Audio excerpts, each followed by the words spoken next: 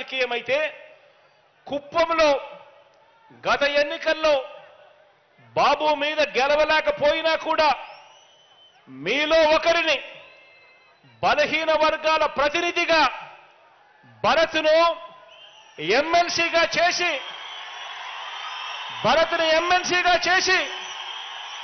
బలహీన వర్గాల ప్రతినిధిగా మీలో ఒకడిని ఎమ్మెల్సీగా చేసి అతన్ని ముందు పెట్టి ఇక్కడి పేద కుటుంబాలన్నింటికీ కూడా చరిత్రలో ఎప్పుడూ జరగని విధంగా ఎన్నడూ జరగని విధంగా ప్రతి ఒక్క కుటుంబానికి మంచి చేయటం మీ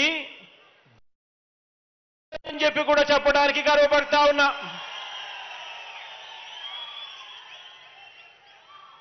భరత్ను మన బలహీన వర్గాలకు చెందిన నాయకుడిని మీ వాడిని ప్రతినిధిగా చేసి ఆయన 2019లో గెలవలేకపోయినా కూడా ఎమ్మెల్సీగా చేసి కుప్పానికి ఈ 5 సంవత్సరాలలో ఇంత మంచి చేశాం.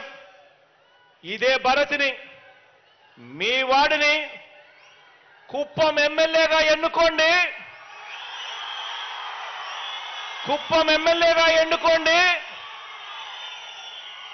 నా కేబినెట్ లో మంత్రిగా స్థానం ఇస్తాను. నా గుండెల్లో పెట్టుకుంటాను. తన ద్వారా కుప్పం నియోజకవర్గానికి మరింత అభివృద్ధి మరింత సంక్షేమం చేయిస్తాను అని చెప్పి కూడా ఈ సందర్భంగా మాటిస్తున్నాను. మీ అందరికీ ఆలోచన చేయమని అడుగుతా ఉన్నాను. మరి ఏ మార్క్ రాజకీయం కావాలి? ప్రతి ఒక్కరిని కూడా ఆలోచన చేయమని కోరుతా ఉన్నాను.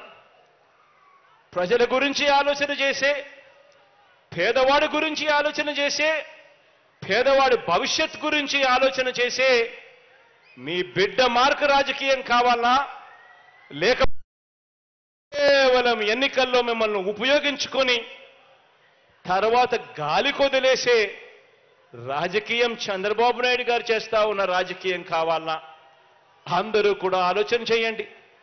ఇదే పెద్ద మనిషి చంద్రబాబు నాయుడు గారు 14 సంవత్సరాలు ముఖ్యమంత్రి అయి కూడా తాను చేసింది ఏమిటి అంటే ఒక పెద్ద సున్నా కనిపిస్తుంది. కానీ ఎన్నికలు వచ్చేసరికి మాత్రం మళ్ళీ కోసం, మళ్ళీ మోసం చేయడం కోసం రకరకాల రంగులతో మేనిఫెస్టో తీసుకొని వస్తాడు. ఆ మేనిఫెస్టోలో ప్రతి ఇంటికి కేజీ బంగారం ఇస్తానంటాడు, ప్రతి ఇంటికి ఒక బెంచ్ కారు కొనిస్తానని చెప్పి కూడా అంటాడు. ఆలోచన చేయమని అడుగుతా ఉన్నాను.